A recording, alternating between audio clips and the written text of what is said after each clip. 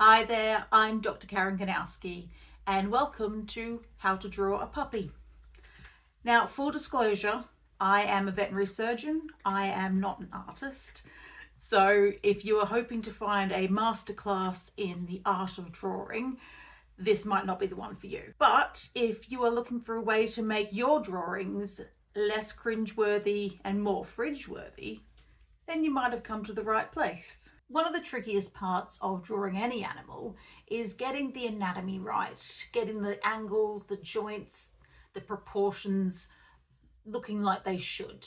And that is where my knowledge of anatomy and physiology does come in handy. So although I'm not an artist, I can definitely help show you some tips and tricks to get your puppy drawings looking a little bit more realistic. Although maybe not quite as realistic as this. So before we get started with the fun stuff, we're going to make sure we've got everything we need to start drawing. So if you head over to the Dogster website, and the link should be down in the description there, you're going to find these templates that I've made, and you can download these and print them off yourself. And basically they're just helping to give us our proportions, let us know where the joints are, how they should be bending and moving, and just make it a lot easier for you to make a really good puppy picture. So you can print these out. You can go along with the written instructions as well that we've got on the website.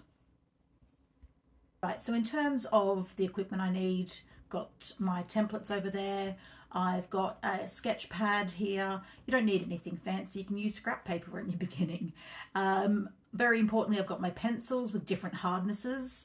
So I've got my 2Bs and my not 2Bs. Sorry. But you do want different hardnesses there for shading. Got my eraser, little ruler there, black fine line pen in case I wanted you doing any outlines there. I've got some coloured pencils there as well. I'm mostly going to be sticking just to the lead pencil drawings, but in case we want to do some colouring there. And yeah, as I mentioned, we've got these templates here, so I've printed those out. And they're just a really good guideline for us to get started with our drawings. Okay, so I have sped up the images here because otherwise you're going to be watching me draw a puppy for the next sort of half hour or so. I'm using the HB pencil at this point because it's the harder lead, and so it makes a much lighter mark, which is what we want when we're using just the outline here. So just following that little template I've got there. Important to have that shoulder blade, the little triangle there, because that does actually affect the back line of the puppy. So make sure you do get that. That should be sitting a little bit above that spinal line. Okay, my drawing looks a little bit like a potato at the moment, but that's fine. It's a puppy. It's going to be a little bit pudgy. We'll work on that. So once you've got your basic structure there, it's about getting the outline done. Now, an important thing, and something that a lot of people get wrong, is you want to make sure you're using light strokes, not a single solid line. It gives you a much more realistic kind of finish. It's a lot more forgiving as you're working. So you want to just do these little short strokes as you're coming around. It is much easier to do it that way.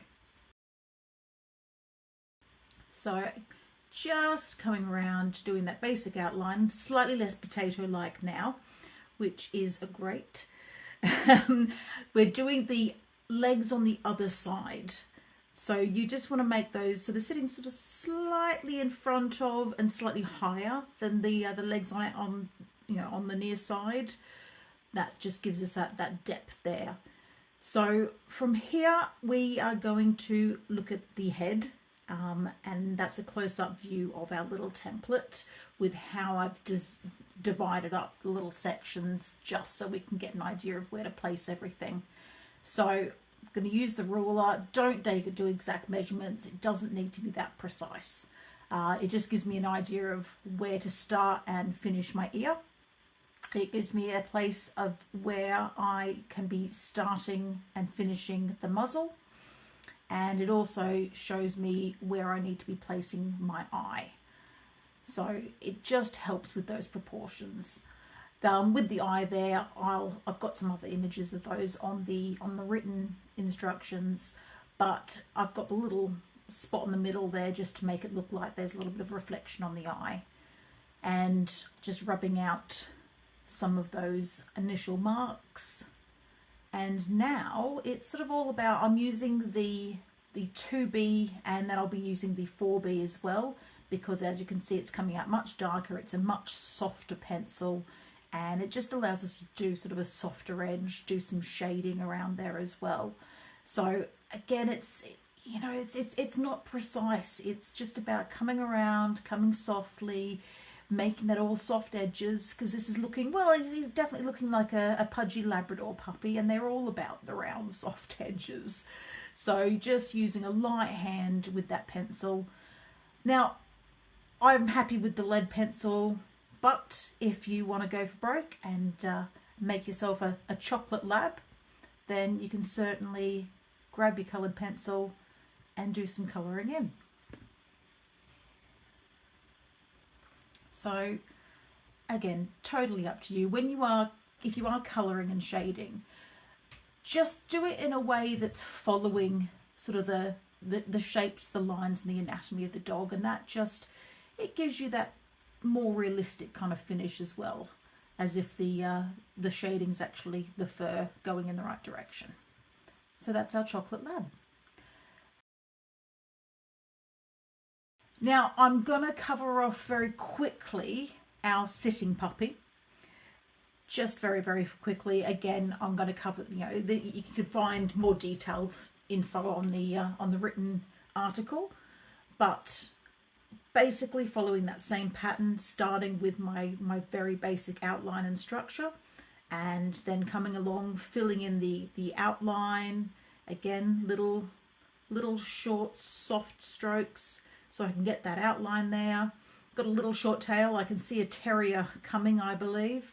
Just getting rid of some of those marks there as well, and then moving into the head. The front facing head has a little bit more detail to it to get all of those features sort of in perspective, in the right proportions. Got happy little face forming there with a little tongue coming out, and again those lines all help me choose, select where to put things like the ears. Now this is all about, filling in the details now. We're going to have a little bit of a scruffy puppy on this guy, and it's quite easy to do this. It looks like it's quite a tough finish, but it really, really is so easy.